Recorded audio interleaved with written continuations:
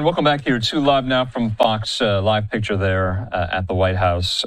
So we want to dive into the fallout that continues due to the very contentious, fraught meeting between Ukrainian leader Volodymyr Zelenskyy and President Trump in the Oval Office on Friday. So much so that Zelenskyy traveling to European capitals, including London, meeting with some of these European leaders to talk about the path forward. This coming after the news we brought you just tonight. That the Trump administration is planning to pause all U.S. military aid to Ukraine here. In the meantime, Fox's Kevin Corke has more on this from Washington. Let's listen.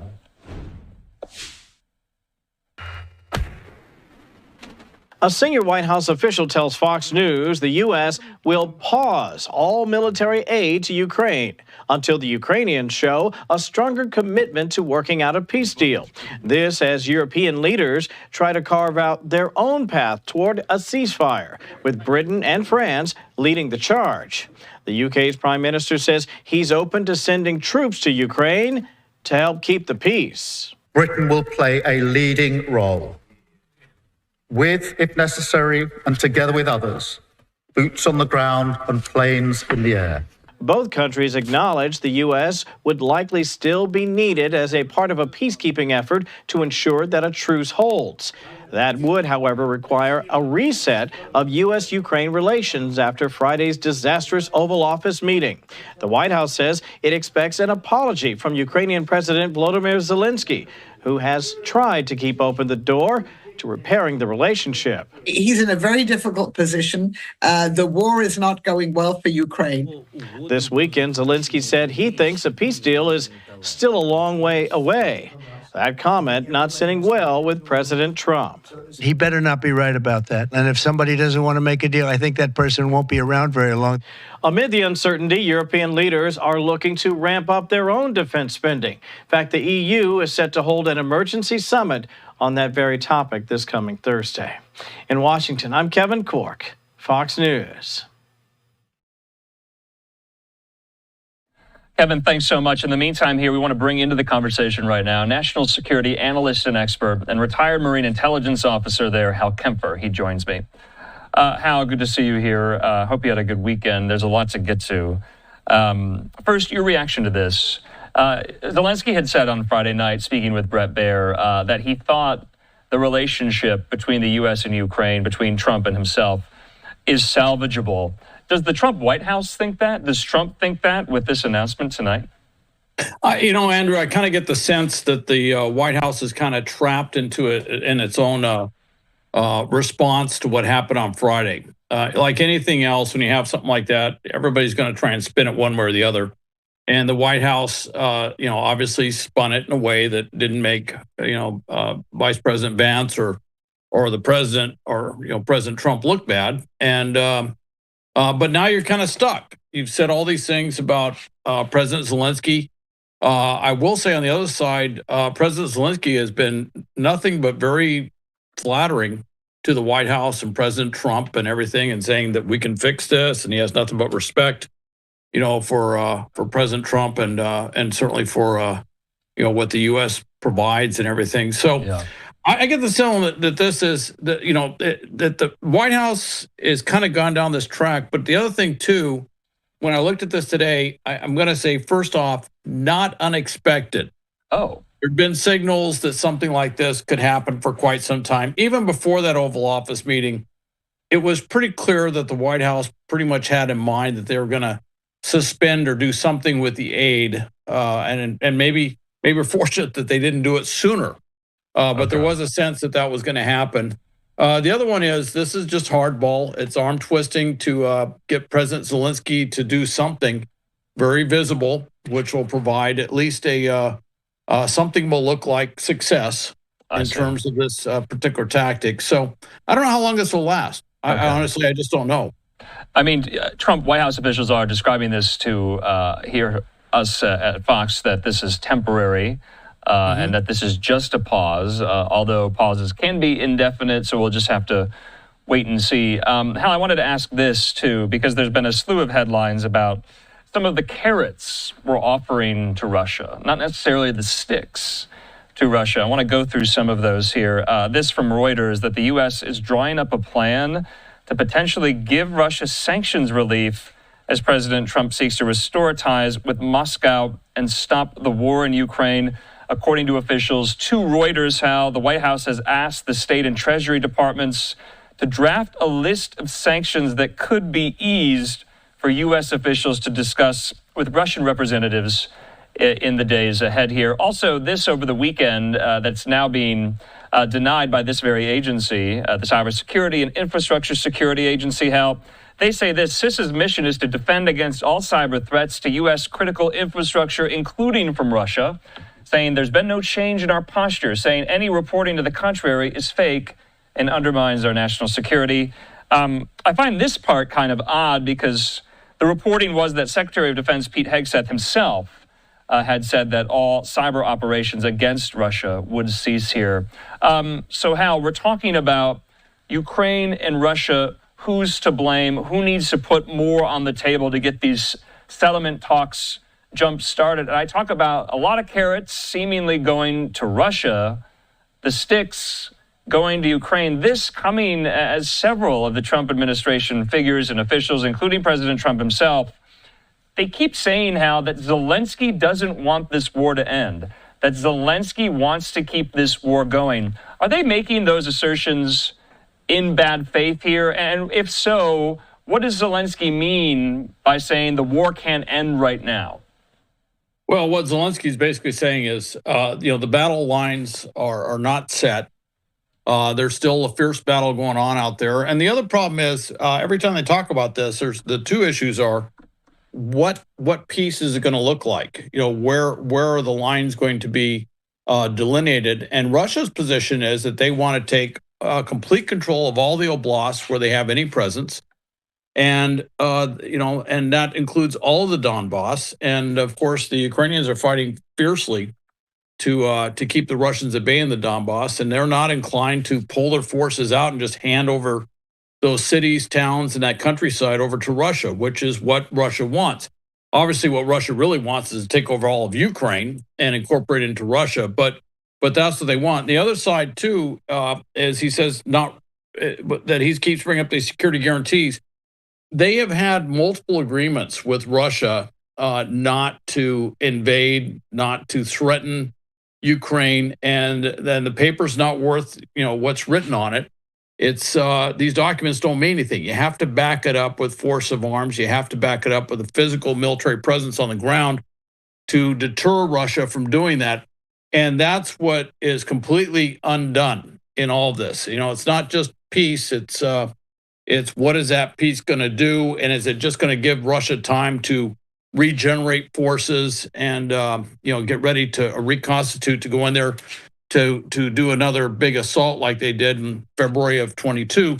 So that's kind of what I think he's alluding to. Now, if I could reference that last part with the CISA memo, CISA is part of the Department of Homeland Security. They're not part of the Department of Defense. So whatever Pete Hegseth sent out to DOD, to Cyber Command, to NSA, within Department of Defense has nothing to do with DHS. And CISA's job, they don't do any offensive operations against any country. Their job is strictly defensive. So there may be some stuff out there. I haven't really been tracking to see what people are saying in the blogosphere or the cyberspace that CISA is somehow doing something to stop offensive operations or whatever. That's just not their mission. That's not what they do. They're strictly a security organization. So when they say, look, whatever else is being said, there's been no change in their posture, I can't imagine there would be a change in their posture, because that's just simply not what they do. That doesn't apply to CISA. All right. Thank you for that clarification there, Hal, because that was somewhat confusing over the weekend about, cyber operations against some of this Russian cyber warfare. In the meantime, though, let's get back to the pausing of all U.S. military aid to Ukraine here. We still don't know whether it would include already appropriated funding for Ukraine. And that's somewhat been a battle royale within the Trump White House, so to speak, and a whole host of agencies pausing federal funding that has already been appropriated by Congress here. So that remains to be seen. But what is this going to look like going forward? Do you anticipate that it will have deleterious impacts on the battlefield in the short term for Ukraine or not? In the short term, like the next week or two, I don't imagine it's going to have much impact at all. I don't know where everything is in terms of what's being shipped and stuff, but I don't think it's going to have a really big effect. What I do think is if it starts to stretch out over weeks, you will start to see certain things come up short. As it is, there's a number of things that are coming up short simply because we just don't have them in the inventory. You know, a good example is 203 millimeter mortar rounds, essentially large projectiles. We didn't have many of those, period. I mean, we don't use them anymore. I think Greece had a few, and they may have some that they can send. But there are certain things that, you know, the warehouses just don't have a lot of. So that was something that was this one effect. What I'm hearing about this suspension, initially when it came out, it sounded like if something was underway, if it was already moving towards Ukraine, such as on a ship or in a plane or whatever, and didn't actually have to be in Ukraine proper, but if it was just underway, that they would continue to keep that going. Okay. Now, there were some officials that said, no, it's only going to be if it's in Ukraine. So it had to have crossed the border. Once it's in Ukraine, then it will continue. However, it's going to get to its final destination. That's still a little unclear as to what that is. But one thing I will say, and that's probably the whole intent, is to prod the Europeans to do something to compensate very quickly in the short run. And that's probably part of the thinking here, which is, hey, the Europeans are already moving this direction. Let's just give them another nudge to move them right along. And this is one heck of a nudge. Yeah, we're going to hear from UK Prime Minister Keir Starmer in just a moment when we're done speaking with you.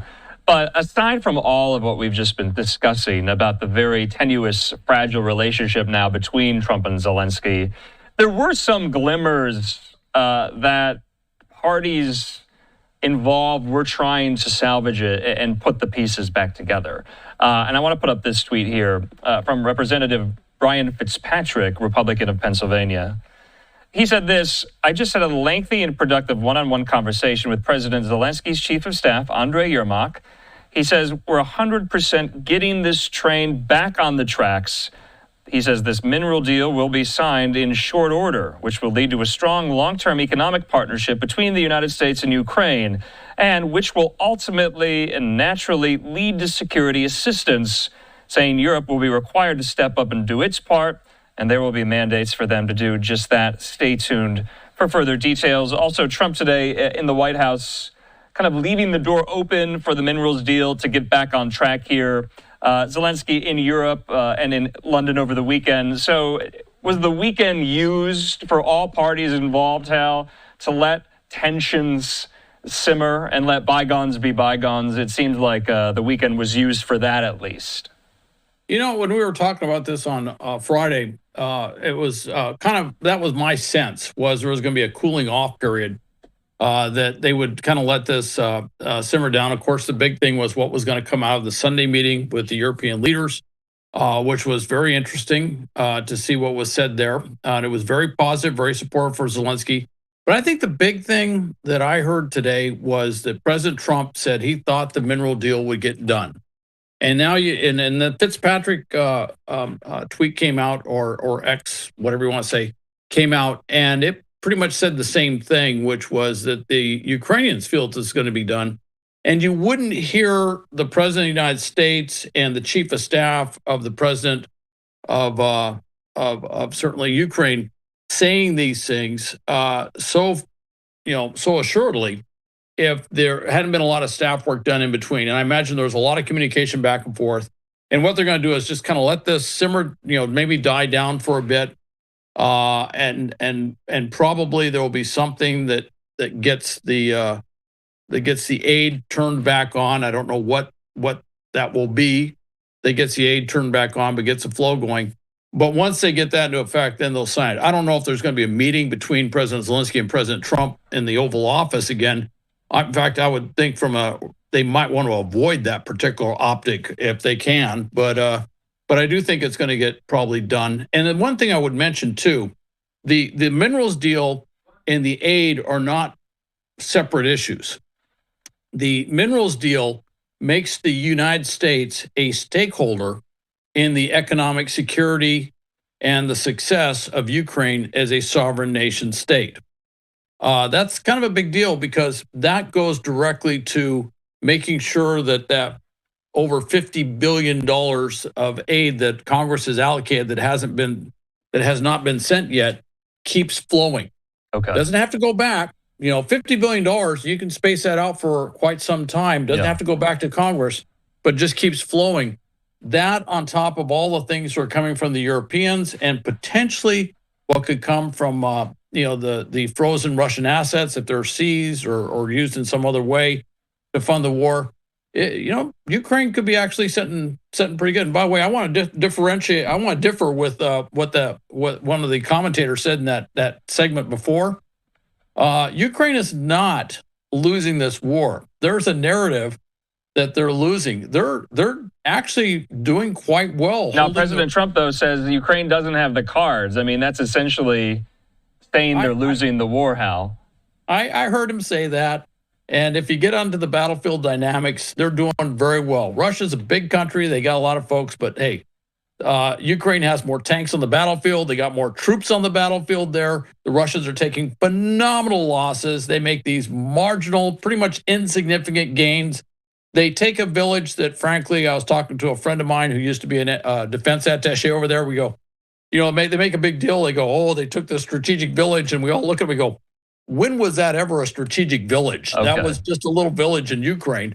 And they do it at phenomenal losses. And the bottom line is Russia can't keep this up. So, yes, both countries have challenges, but Russia's got huge challenges. Now, the argument, though, from the Trump White House would be, I'm going to just kind of echo it, that Russia can absorb that because they have nuclear weapons, they have a lot of people, they're a meat grinder, they don't care that their young boys and young men are going to fight this war, many of them dying, and that Ukraine can't absorb it. They have been able to for now 3+ years, but without security guarantees from the U.S. and Europe, they won't be able to absorb it, much like Russia. Do you buy that argument? I've heard that argument for 3 years straight. Okay. That's the Kremlin's been putting that out all the time. It says, hey, we're a big country. We got to, that's the Russian myth that they got this bottomless mass of humanity that they can throw at wars. And the truth is that they tend to be very wanton in terms of how they use troops in war. They have a long history of getting troops needlessly killed in very poorly conceived military operations, and they're definitely keeping that up in spades on this one. But the truth is they are starting to have serious manpower problems. Okay. I'm not saying Ukraine does not have manpower problems. They do. But they've also got some very serious fundamental economic problems. And that's where Putin, despite all of his pushing back, trying to get as much as he can, right now Putin's big concern is if the war ends, depending on how it ends, if it ends in a way that's satisfying to Ukraine, his political fortunes are not looking very good within Russia. So he's very much well aware of that. Okay. He wants it to end in a way to declare victory. So, Hal, just lastly, briefly here, after the Zelenskyy-Trump meeting, has the dust settled, or are the reverberations still being felt, or is it a little bit of both? I think it's still pretty dusty. Oh, okay. Yeah, I think there's some more settling to be done. Gotcha. I think that what I am hearing, though, is get past the dust, get past the smoke, if you will. And what you see is there's a foundation for this deal to get done. I don't know when that will happen. Yeah. Would it happen this weekend? Would it happen next week? Or I don't think it's going to take forever. And, you might see like a week-long pause. And I got to tell you, with all the stuff this administration does, a week is a really long time. It is. There's a lot of things that'll happen in a week that will divert our attention other directions. So there's a lot going on. And by the way, as a side note, there is a little something going on in the Middle East and Gaza right now, which is kind of unsettled, and that's going to get our attention here pretty soon as well. That's right. Hal Kempfer, as always, can't thank you enough. We'll talk tomorrow.